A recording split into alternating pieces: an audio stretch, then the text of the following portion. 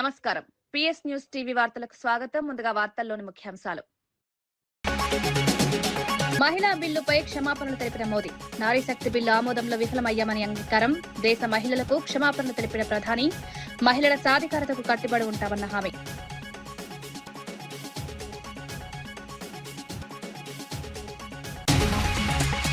జలధార జలహారతిపై CM Chandrababu సమీక్ష. భూగర్భ జలాల పెంపుకు చర్యల ఆదేశం. అన్నమయ్య జిల్లా మోడల్ అమలు చేయాలని సూచన. వ్యవసాయానికి దీర్ఘకాల ప్రయోజనాలపై దృష్టి.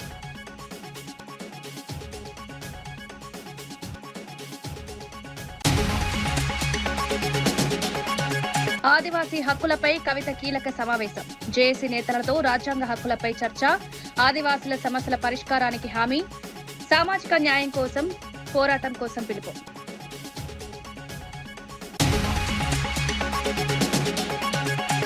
కాంగ్రెస్ అవినీతిపై హరీష్ రావు ఘాటు ఆరోపణలు. దొరికినంత దోచుకుంటున్నారంటూ ప్రభుత్వంపై విమర్శ. కమిషన్లు దద్దాలతో ప్రజాధనం దుర్వినియోగం. అవినీతి బయటపెడతామని హెచ్చరిక.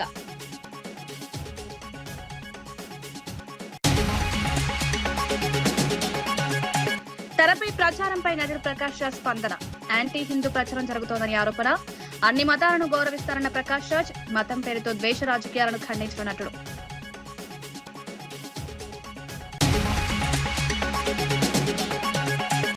మహిళా రిజర్వేషన్ బిల్లుపై ప్రధాని నరేంద్ర మోదీ క్షమాపణలు తెలిపారు. నారీ శక్తి అధినియం సవరణలో విజయం సాధించలేకపోయామన్నారు. ఈ విషయంలో సాయశక్తులా ప్రయత్నించినప్పటికీ ఫలితం రాలేదని పేర్కొన్నారు.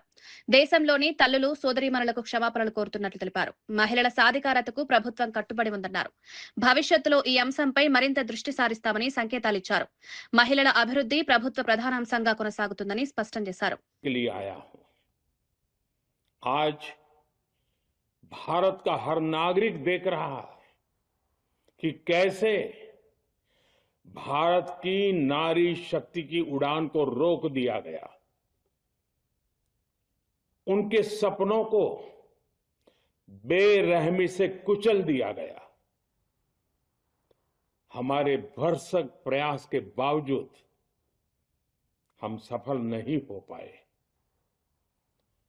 नारी शक्ति वंदन अधिनियम में संशोधन नहीं हो पाया और मैं इसके लिए सभी माताओं बहनों उनसे मैं क्षमा प्रार्थी हूं। కాంగ్రెస్ మళ్లీ అధికారంలోకి రాదనే విషయం వారికి కూడా అర్థమైందని బీఆర్ఎస్ నేత హరీష్ రావు విమర్శించారు. అందుకే ఇప్పుడు దొరికినంత దోచుకునే ప్రయత్నాలు జరుగుతున్నాయని ఆరోపించారు. ప్రభుత్వ శాఖల్లో భారీ అవినీతి జరుగుతోందని పేర్కొన్నారు. కమిషన్లు దందాల ద్వారా ప్రజాధనాన్ని దుర్వినియోగం చేస్తున్నారని మండిపడ్డారు. ఎవరు ఎంత తీసుకున్నారో అన్నది బయట పెడతామని హెచ్చరించారు. అధికారాన్ని వ్యక్తిగత లాభాల కోసం ఉపయోగిస్తున్నారని విమర్శించారు. అవినీతి చేసిన వారిపై కఠిన చర్యలు తప్పవని స్పష్టం చేశారు. ప్రజలు ఈ విషయాలను గుర్తించి సరైన తీర్పునివ్వాలని సూచించారు. కానీ వీళ్ళు ఏడ కమిషన్లు వస్తాయని చూసుడే అంతే తప్ప రైతులు పట్టే పరిస్థితి లేదు. ముఖ్యంగా నేను కార్యకర్తలకు, బీఆర్ఎస్ కార్యకర్తలకు నేను చెప్పేది ఒకటే, ఏమనంటే 4 కేసులు పెట్టరేమో పెట్టుకొని ఏమైతుంది, వాళ్ళకి వడ్డీతో సహా ఎట్లా చెల్లించాలో చెల్లిద్దాం, బరాబర్ ఎవరిని విడిచిపెట్టేది లేదు. ధైర్యంగా ఉండండి. క్లియర్గా అయిపోయా, సగం అయితే అయిపోయింది, 2.5 ఏళ్ళు అయిపోయింది. లాస్ట్ ఏడాది అయితే ఎలక్షన్ ఇక నడిమిట్లున్నది ఒక ఏడాది అర్థం. గాయం తొక్కలేదు, ఇక కొద్దిగా ఓకే పట్టుంది. ఇది జగిత్యాలైనా, నాగార్జున సాగర్ అయినా, కరీంనగర్ అయినా, ఖమ్మం అయినా అందరు చెప్తున్నది ఒకటే, మళ్ళొచ్చేది కేసీఆర్, మళ్ళొచ్చేది బీఆర్ఎస్.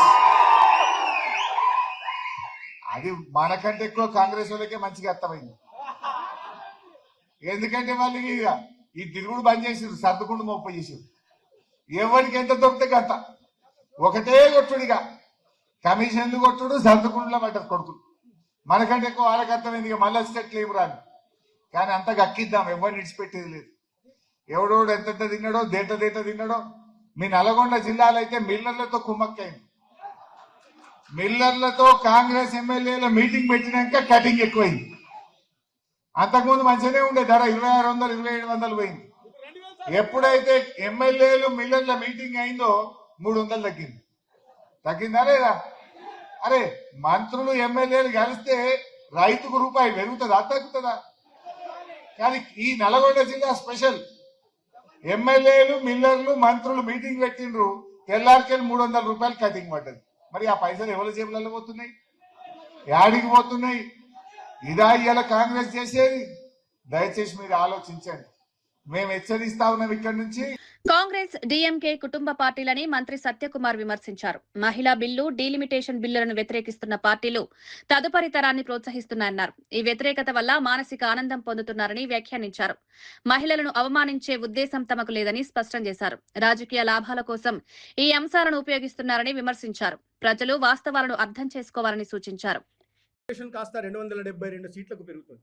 అయితే కొన్ని దశాబ్దాలుగా కుటుంబ పాలన చేస్తూ కేవలం వారు మాత్రమే అధికారానికి అర్హులు, ఈ దేశంలో మిగతా వారికి అర్హత లేదని విధంగా వ్యవహరిస్తున్న అది కాంగ్రెస్ పార్టీ కావచ్చు. ఇవన్నీ చూడండి మీరు, అన్ని కుటుంబ పార్టీలే. కాంగ్రెస్ పార్టీ కావచ్చు, డిఎంకే పార్టీ కావచ్చు. డిఎంకే స్టాలిన్ గారికి ఆయన కొడుకుని ముఖ్యమంత్రి చేయాలనే ఆలోచన ఉంది తప్పిస్తే ఆ రాష్ట్రంలో చదువుకున్న యువత, ఆ రాష్ట్రంలో ఉంటున్న ఎస్సీ ఎస్టీలకి చట్టసభల్లోకి ప్రవేశింపే చేసే అవకాశాన్ని కల్పించాలనే ఆలోచన లేదు. అఖిలేష్ యాదవ్ కానీ ఆయన వారసత్వాన్ని పురుగుపుచ్చుకొని ముఖ్యమంత్రి అయ్యారు.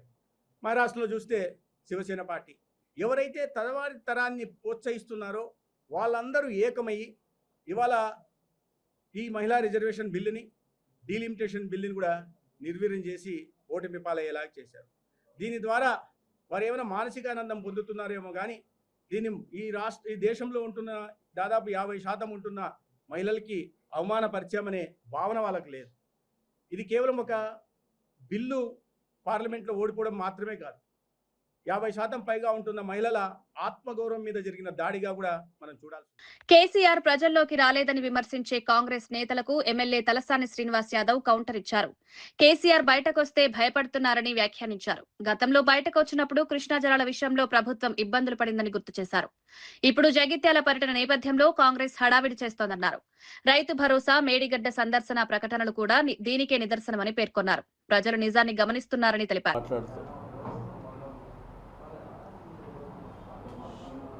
కేసీఆర్ గారు బయటికి రాగానేమో వణుకు పుడుతుంది, భయం అనేది స్టార్ట్ అయింది.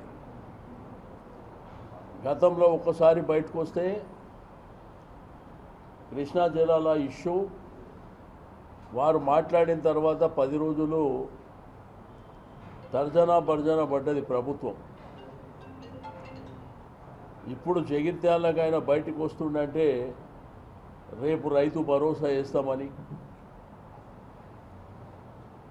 మేడిగడ్డని విజిట్ చేస్తామని.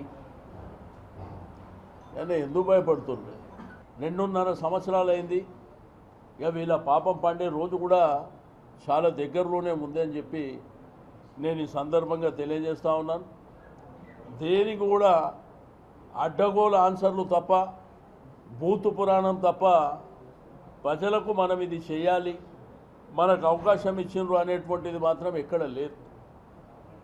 బీఆర్ఎస్, బీజేపీ మధ్య బలమైన రాజకీయ సంబంధం ఉందని కాంగ్రెస్ నేత శ్రీనివాస్ ఆరోపించారు. ఈ రెండు పార్టీలు పరస్పరం సహకరిస్తున్నాయన్నారు.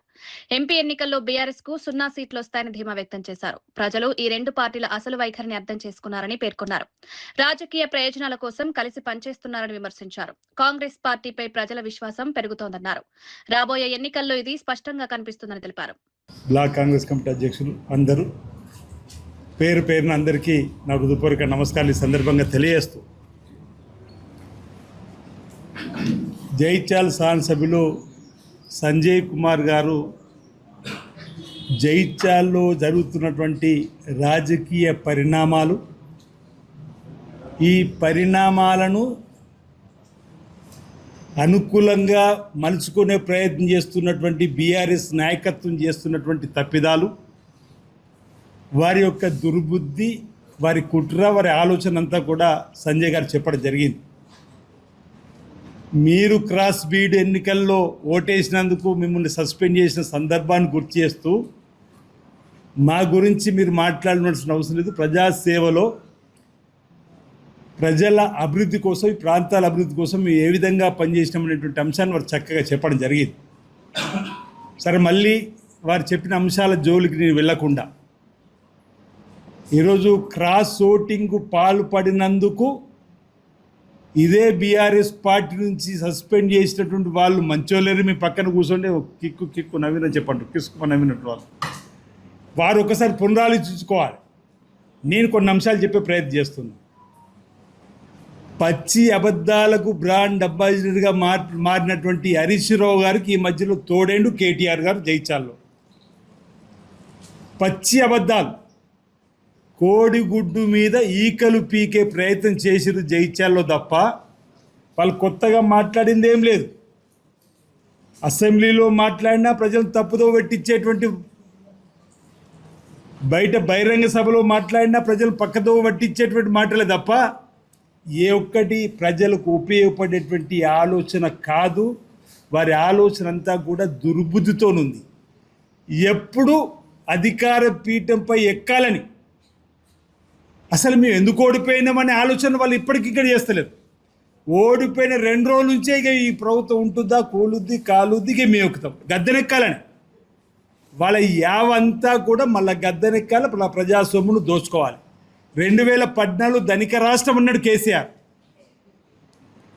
16,000 కోట్ల నిల్వధనము, 75,000 కోట్ల అప్పు. నిజమే, ఆ రోజు ధనిక రాష్ట్రమే. కానీ 10 ఏళ్ళు మీ చేతికి ఇస్తే అప్పులకుప్ప రాష్ట్రంగా మార్చి 8 లక్షల కోట్ల అప్పులోకి తీసుకుని వాళ్ళ ధనదహం తీరలేదు అంటున్నాం. అందుకే నేను అంటున్నా, కోడిగుడ్డు మీద ఈకలు పీకే విధంగా ఏవో కొత్తగా నినాదం, ఎవరో పోవాలి ఎవరో రావాలని ప్రజలు కోరుకుంటున్నారు. ఎవరు కోరుకుంటలేరు. రేవంత్ రెడ్డి గారు రావాలి, ఇందిరమ్మ రాజ్యం రావాలి, కాంగ్రెస్ ప్రభుత్వం రావాలని చెప్పి ప్రజలు కోరుకుంటేనే కదా 2 ఏళ్లలో 3 మాసాల కింద ప్రజల గుద్దిన గుద్దుకు మీరు ఫామ్ హౌస్కే పరిమితమయ్యారు అంటున్నారు. ఆ రోజు కూడా ఒక మాట అన్నారు, సారు కారు 16. ఏమైంది మీ నినాదం అంటున్నా. సారు కారు 16 ఎంపీ ఎన్నికలు ఏమైందో అంటున్నా. మళ్ళీ ఎన్నికలప్పుడు ఒక పాట, సారే రావాలంటున్నారే కారే రావాలంటున్నారని. ప్రజలు గుద్దిన గుద్దుకు ఏమైందో అంటున్నా. ఫామ్ హౌస్గా పరిమితం కాలేరా మీరు? ఆ తర్వాత జరిగిన పార్లమెంట్ ఎన్నికల్లో గుండు 0. అరే మీరా మాట్లాడదంటున్నా. ఆ నినాదం ఎక్కడుందో అంటున్నా. ప్రజలు కోరుకుంటున్న ఈరోజు రేవంత్ రెడ్డి సర్కారు మళ్ళీ రావాలి. ఈరోజు మాకు రైతు రుణమాఫీ చేసిండు రేవంత్ రెడ్డి సర్కార్, ఇందిరమ్మ రాజ్యం అని మళ్ళీ రావాలని కోరుకుంటున్నారు. 200 యూనిట్ల కరెంటు ఉచితంగా ఇచ్చిండు, మళ్ళీ రావాలి రేవంత్ రెడ్డి ప్రభుత్వం ప్రజలు కోరుకుంటున్నారు. ఈరోజు ఆడతళ్ళు మా ఆధార్ కార్డు ఉంటే ఆర్టీసీ బస్సు ఉచిత ప్రయాణం జరుగుతుంది, రావాలి రేవంత్ రెడ్డి సర్కార్ ఇందిరమ్మ రాజ్యం అని కోరుకుంటున్నారు. అరే మీరు డబుల్ బెడ్రూమ్ అన్నారే, ఒక్కటి ఇవ్వలేరు. వీళ్ళు వచ్చిన తర్వాత నియోజకవర్గం.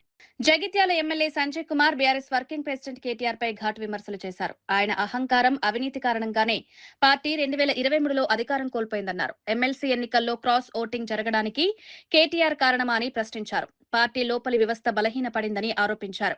నాయకత్వంలో లోపాలు ప్రజల్లో నమ్మకాన్ని తగ్గించాయని పేర్కొన్నారు. కేసీఆర్, కేటీఆర్ రాజకీయాల వల్లే పార్టీ ప్రతిష్ట దెబ్బతిందని విమర్శించారు. ప్రజలు మార్పును కోరుకున్నారని తెలిపారు. పార్టీ భవిష్యత్తుపై అనుమానాలు వ్యక్తం చేశారు.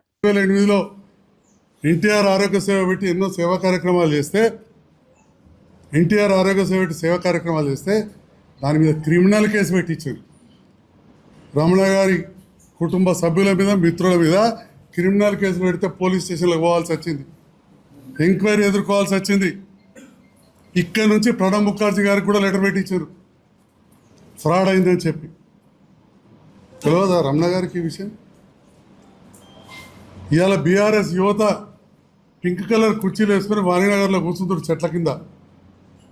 ఆ కుర్చీలు తీసి మున్సిపల్ ట్రాలీలు వేసి ఊరవతల వారేసారు.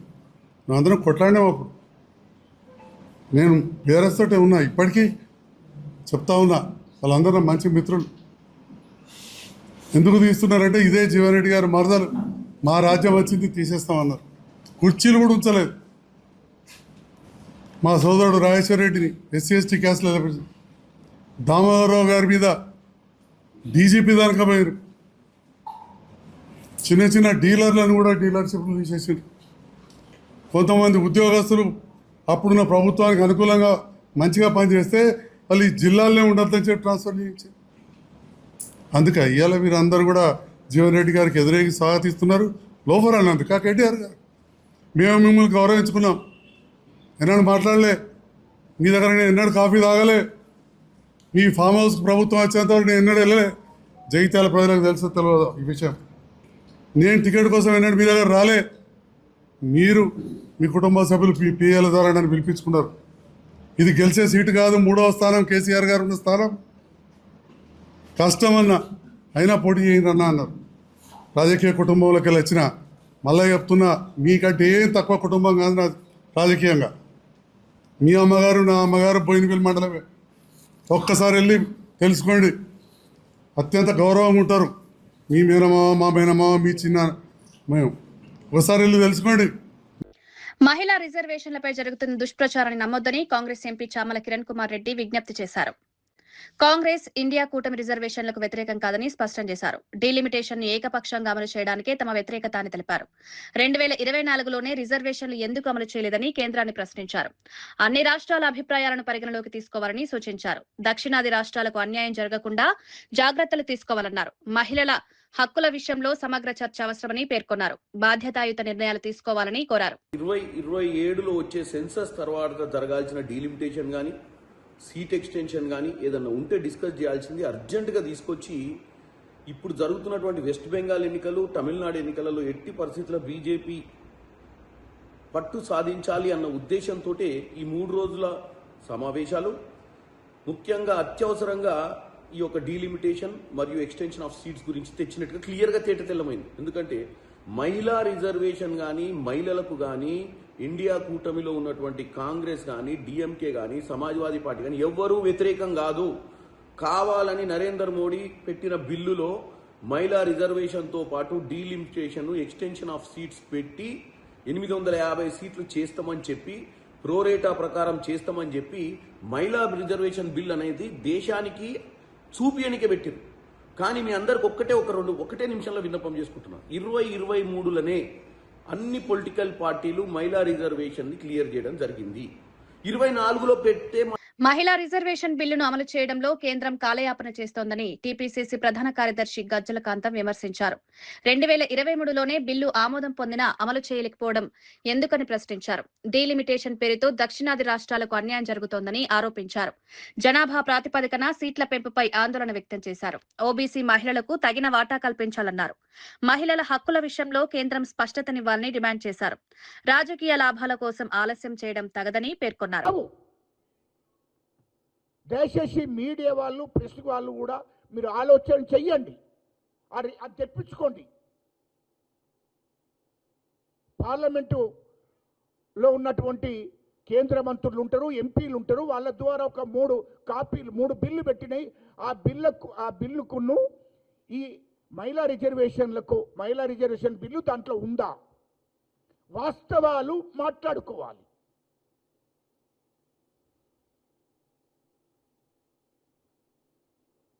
మహిళా బిల్లు ఎప్పుడు పెట్టారు? 2023లో పెట్టారు. దానికి కాంగ్రెస్ పార్టీ, మా ఆది నాయకుడు రాహుల్ గాంధీ గారు, సోనియా గాంధీ అమ్మ, ప్రియాంక గాంధీ గారు, మల్లికార్జున్ ఖార్గే గారు, కాంగ్రెస్ హైకమాండ్, ఇతర ప్రతిపక్ష పార్టీ నాయకులందరూ కూడా మద్దతు చేశారు. ఏకగ్రీవంగా తీర్మానం జరిగింది.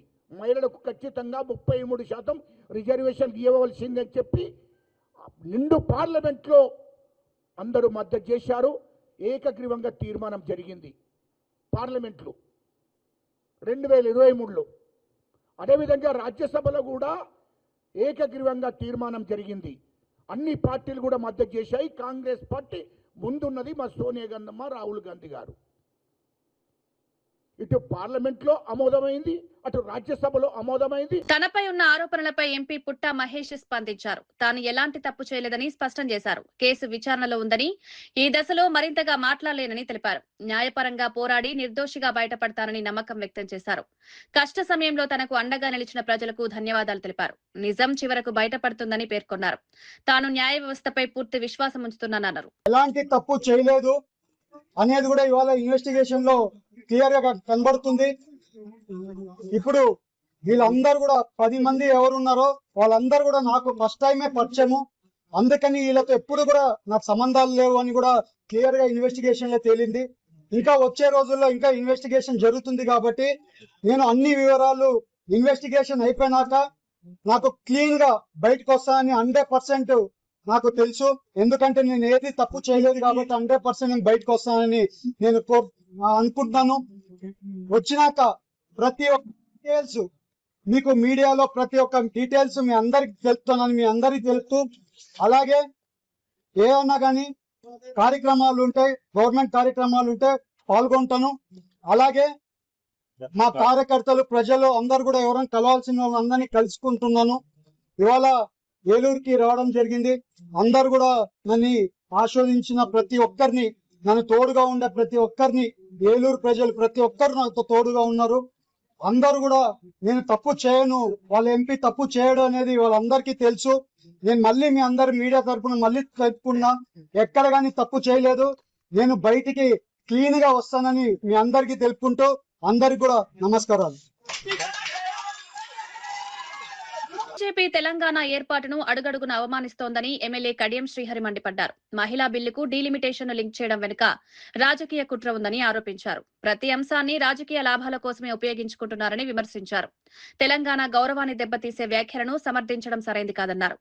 మహిళల హక్కుల పేరుతో వేరే ఎజెండా అమలు చేయాలనే ప్రయత్నమని వ్యాఖ్యానించారు. ప్రజలు ఈ విషయాలను గమనిస్తున్నారని తెలిపారు. కేంద్రం స్పష్టతనివ్వాలని డిమాండ్ చేశారు. తెలంగాణ ప్రయోజనాలను కాపాడాలని పిలుపునిచ్చారు. బతికింది, తల్లి చనిపోయింది అంటాడు. దుర్మార్గమైన మాట. ఇంకొకడు అంటాడు తెలంగాణ ఏర్పడిన దినమే ఒక బ్లాక్ డే అంటాడు. ఇంకోడు నిన్న తేజస్వి సూర్య అని ఒక బీజేపీ ఎంపీ నిన్నగాక మొన్న పార్లమెంట్ లో భారతదేశాన్ని పాకిస్తాన్ను విడగొట్టినట్టుగా ఆంధ్ర తెలంగాణను విడగొట్టిననే దుర్మార్గమైన మాట మాట్లాడతాడు. తెలివిలేని మాటలు మాట్లాడతాడు. ఎంత దౌర్భాగ్యం అంటే భారతీయ జనతా పార్టీది అడుగడుగున తెలంగాణ ఏర్పాటు పైన విషయం మక్కుతున్నారు. ఈ 12 సంవత్సరాల కాలంలో కేంద్రంలో ఉన్న భారతీయ జనతా పార్టీ ప్రభుత్వము తెలంగాణకు ఒక్కటంటే ఒక్క ప్రాజెక్ట్ ఇవ్వలేదు. 1,000 కోట్ల రూపాయల సహాయం చేయలేదు. తెలంగాణకు ఒక విశ్వవిద్యాలయాన్ని ఇవ్వలేదు. ఈ ఆయన ఉన్నాడు మంత్రి కిషన్ రెడ్డి, ఇంకో ఆయన ఉన్నాడు బండి సంజయ్. కాస్తంతా కూడా సిగ్గు లేదు, తెలంగాణ సోయి లేదు. వాళ్ళంత దారుణంగా మాట్లాడితే ఇది తప్పు అని చెప్పే పరిస్థితి లేదు. దీన్ని ప్రజలు గమనించాలని చెప్పి నేను కోరుతున్నా. మీరు డీలిమిటేషన్ దీనితో కలపకుండా మహిళా బిల్లు మాత్రమే తీసుకురండి, 33% రిజర్వేషన్ కల్పించే విధంగా మీరు బిల్లును తీసుకువస్తే మేము ఏకగ్రీవంగా ఆమోదిస్తామని చెప్పడం జరిగింది. భారతీయ జనతా పార్టీకి మహిళా బిల్లు పాస్ కావాలని లేదు. మహిళా బిల్లు పేరుతోని డీలిమిటేషన్ ను పాస్ చేయించుకోవాలి, ఉత్తరాది రాష్ట్రాలలో సీట్లు పెంచుకోవాలి, భారతీయ జనతా పార్టీ బలాన్ని పెంచుకోవాలనే రాజకీయ కుట్ర మాత్రమే తప్ప మహిళా బిల్లు పాస్ కావాలి, వాళ్ళకి 33% రిజర్వేషన్ ఇవ్వాలనేది లేదు. ఆంధ్ర యూనివర్సిటీ శతాబ్ది వేడుకలు ఘనంగా నిర్వహించేందుకు ఏర్పాట్లు జరుగుతున్నాయి. ఏప్రిల్ 27న జరిగే ఈ కార్యక్రమానికి ప్రముఖులు హాజరు కానున్నారు. గవర్నర్ సిపి రాధాకృష్ణన్, క్రికెట్ దిగ్గజం సచిన్ టెండూల్కర్ పాల్గొననున్నట్లు అధికారులు తెలిపారు. ఏప్రిల్ 18 నుంచి ప్రారంభమైన వేడుకలు పలు సాంస్కృతిక, అకాడమిక్ కార్యక్రమాలతో కొనసాగుతున్నాయి. పూర్వ విద్యార్థులు కూడా ఉత్సాహంగా పాల్గొంటున్నారు. ప్రతిభావంతులైన విద్యార్థులకు ప్రత్యేక అవార్డులు అందజేయనున్నారు. 100 ఏళ్ల విద్యా వారసత్వాన్ని ప్రతిబింబించేలా ఈ వేడుకలు నిర్వహించారు. ఈ 2 రిలీజ్ చేయడం జరుగుతుంది. ఈ 100 ఏళ్ల చరిత్రని మనం భావితరాలకు తెలియజేయాలనే ఉద్దేశంతో ఒక హెరిటేజ్ బుక్, ఒక కాఫీ టేబుల్ బుక్, ఈ శతాబ్ది ముగించుకుని వచ్చే శతాబ్దిలో అడుగు పెడుతున్న మన విశ్వవిద్యాలయానికి ఒక కాంక్రీట్ విజన్ ఉండాలి. కాబట్టి ఆ విజన్ డాక్యుమెంట్ ఇవన్నీ ఆ రోజు ముఖ్య అతిథుల చేతుల మీదుగా రిలీజ్ చేయడం జరుగుతుంది. ఇంటర్నేషనల్ ప్లాట్ఫామ్ మీద మరింత మనం మెరుగైన పెర్ఫార్మెన్స్ చేయాలి కాబట్టి దృక్పథంతో అంతర్జాతీయ యూనివర్సిటీస్తో ఎంఓయూ కూడా ఆ రోజు సైన్ చేసే కార్యక్రమం పెట్టడం జరిగింది. అద్భుతమైన రీసెర్చ్ ల్యాబ్స్ పెట్టే 1-2 ఇండస్ట్రీస్ కూడా ఆ రోజు ఎంఓయూ సైన్ చేయడానికి కార్యక్రమంలో పొందుపరచడం జరుగుతుంది. రాష్ట్రంలో నీటి భద్రత పెంపు లక్ష్యంగా సీఎం చంద్రబాబు జలధార జలహారతి కార్యక్రమంపై సమీక్ష నిర్వహించారు. భూగర్భ జలాల పెంపు కోసం అన్నమయ్య జిల్లా విధానాలను రాష్ట్ర వ్యాప్తంగా అమలు చేయాలని సూచించారు. ఈ జిల్లాకు చెందిన కలెక్టర్ను నోడల్ అధికారిగా నియమించారు. భూగర్భ జలాలు పెరిగితే వ్యవసాయానికి విద్యుత్ భారం తగ్గుతుందని పేర్కొన్నారు. వర్షాకాలంలో చెరువులు నిండేలా చర్యలు తీసుకోవాలని అధికారులను ఆదేశించారు. రైతులకు దీర్ఘకాలిక ప్రయోజనాలు కలిగేలా ప్రణాళికలు రూపొందించాలని సూచించారు. నీటి నిర్వహణపై ప్రత్యేక దృష్టి పెట్టాలని తెలిపారు.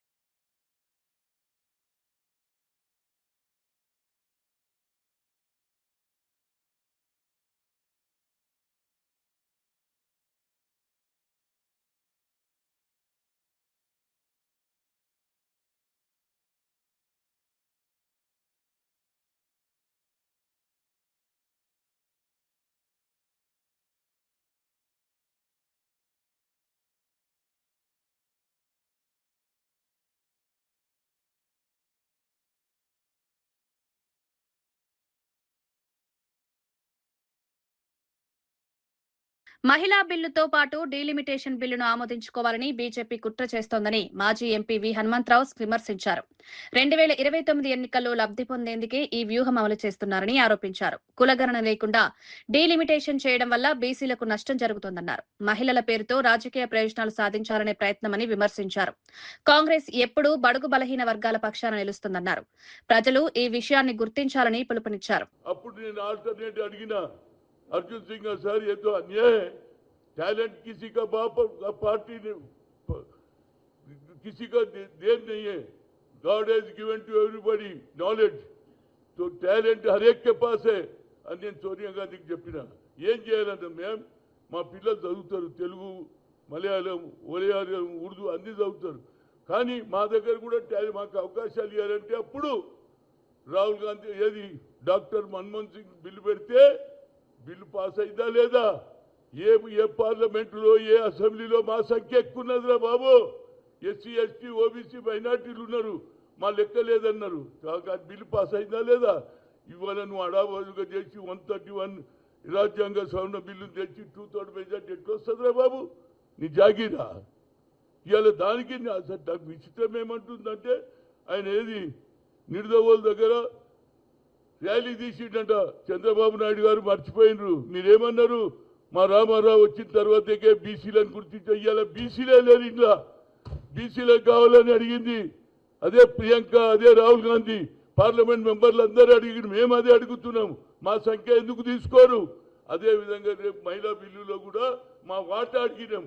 కనుక వాటా ఇవ్వలేదు కాబట్టి దీనికి అందరు వ్యతిరేకం చేశారు.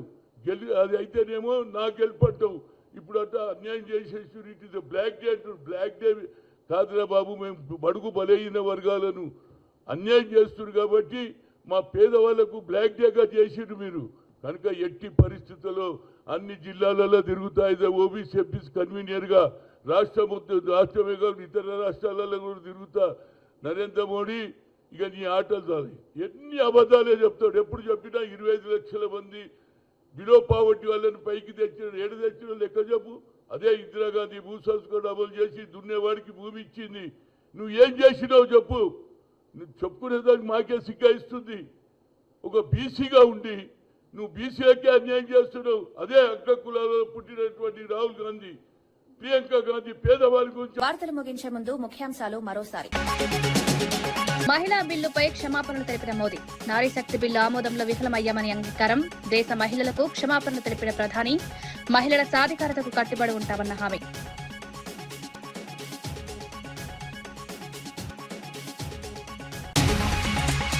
జలధార జలహారతిపై సీఎం చంద్రబాబు సమీక్ష.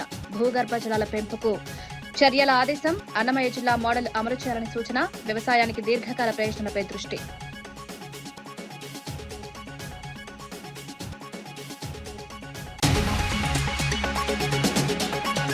ఆదివాసీ హక్కులపై కవిత కీలక సమావేశం. జేఏసీ నేతలతో రాజ్యాంగ హక్కులపై చర్చ. ఆదివాసీల సమస్యల పరిష్కారానికి హామీ. సామాజిక న్యాయం కోసం పోరాటం కోసం పిలుపు.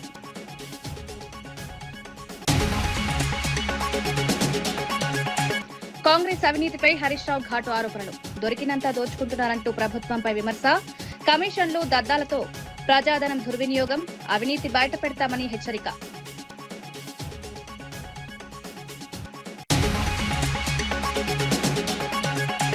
తెరపై ప్రచారంపై నటుడు ప్రకాష్ రాజ్ స్పందన. యాంటీ హిందూ ప్రచారం జరుగుతోందని ఆరోపణ. అన్ని మతాలను గౌరవిస్తారన్న ప్రకాష్ రాజ్. మతం పేరుతో ద్వేష రాజకీయాలను ఖండించిన నటుడు.